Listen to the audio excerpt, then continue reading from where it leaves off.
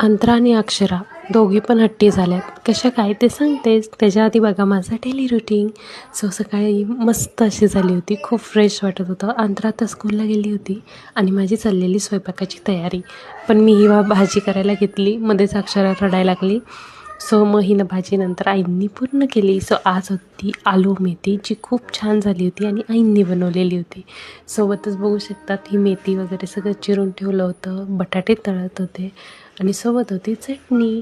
आणि इथं बघू शकतात अक्षरा आहे ना तिच्या हाताने खायचा प्रयत्न करत होती आणि मी सुद्धा तिला आता भरवायचा प्रयत्न करते. पण तिचं असं असतं की नाही आई, मी माझ्या हाताने खाणार आहे. मी पण जास्त हट्ट करत नाही, तिला तिच्या हाताने खायला देते.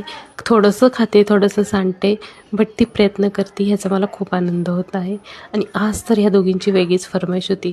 दुपारच्या जेवणात तर मस्त असा मेन्यू होता. आलू मेथी, परत गुलाबजाम, पोळी, वरण भात, असं छान असा सगळा मेन्यू होता. पण ह्या दोघींचं ना काहीतरी तिसरंच चाललेलं. आणि ही सायकल बघा काय हिची हालत करून ठेवली या दोघींनी, बापरे विचारूच नका. संध्याकाळी मस्त असं या दोघींना फिरायला घेऊन गेले होते.